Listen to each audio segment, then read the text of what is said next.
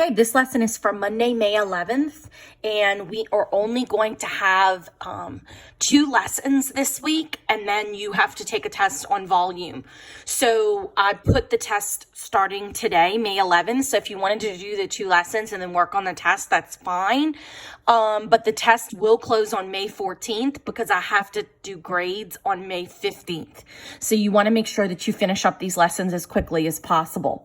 So today we're going to focus on volume. And when we talk about volume, it's as simple as just a formula that we're going to plug in.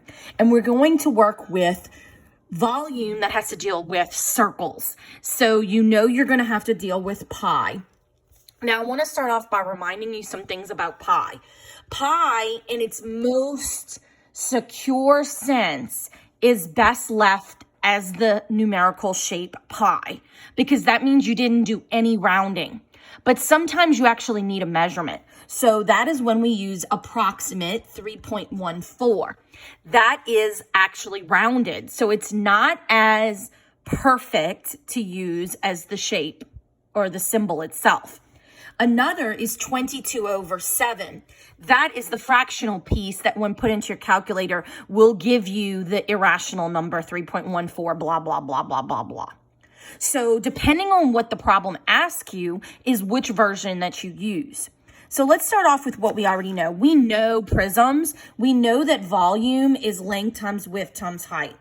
So we can simply, in order to find the volume of a shape, is just take 6 times 8 times h equals the volume, and we would get the volume is 48h. Now, of course, we'd have to know what h is to multiply it by 48 to get the volume.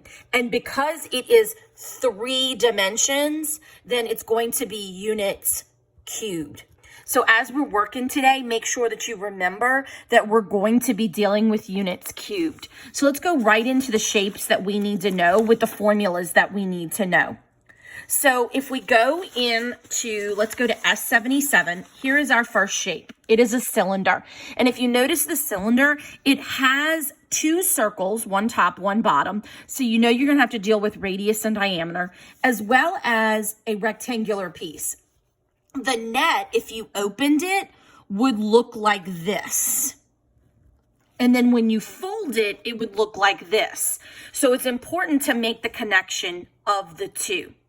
Now, the volume for a cylinder is V equals, and I'm going to look at my note section to make sure that I tell you exactly what it is, pi r squared h. So this is the formula you're going to use for all of the cylinder shapes. So what you're going to do is you're going to look for the radius. This is the radius. If it was all the way across, that would be the diameter. You see in the second one, this one has a diameter. So I'd have to divide that and get 6 to get the radius, because the formula uses radius only. So now I'm going to plug in my radius, which is 2 squared. I'm going to look for my height, which would be the side length. I'm going to use parentheses just like I do in the quadratic formula so that I do not get confused. And now I can figure out the volume. I'm going to leave it in terms of pi because that is the most accurate representation unless they ask me for an approximate decimal. You're going to need your calculator and you're going to have to pay attention to order of operations. So I'm going to do 4 times the 5.3,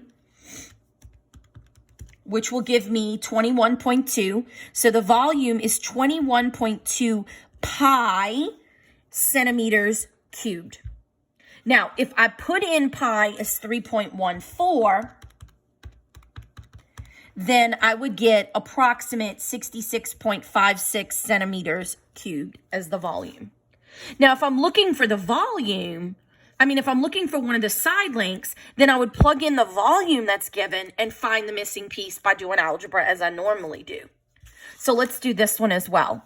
So remember, I split the diameter to get the radius because I know that the formula is this. Now I'm going to plug in my radius using my parentheses, my height, which is 25, and I'm going to leave pi as pi. So I'm going to do 36 times the 25 is 900 pi equals the volume, and that is inches cubed. Okay, so now that you know how to do that, let's look at cones. So cones have some of the same attributes. If you notice, they have a circle and more of a triangular piece. So if you were looking at a cone, it would look somewhat like this as a net. Okay? So again, you need to look for the radius, and the cone formula, I'm gonna double check to make sure I write it correctly, is 1/3 pi r squared h. Sounds very familiar to the cylinder. That's because it takes 3 cones to fill up a cylinder. Look at that, 1/3. So 1 cone is 1/3, 2 cones, 2/3, 3 cones, you have a whole cylinder. So now I'm going to use that to plug in. So I've got my 1/3 in parentheses. I've got my pi. I'm looking for my radius, which is 4 squared. And I'm looking for my height, which is 9. If you do not plug in correctly, you're not going to get the correct answer. So the best way to do this is to do the whole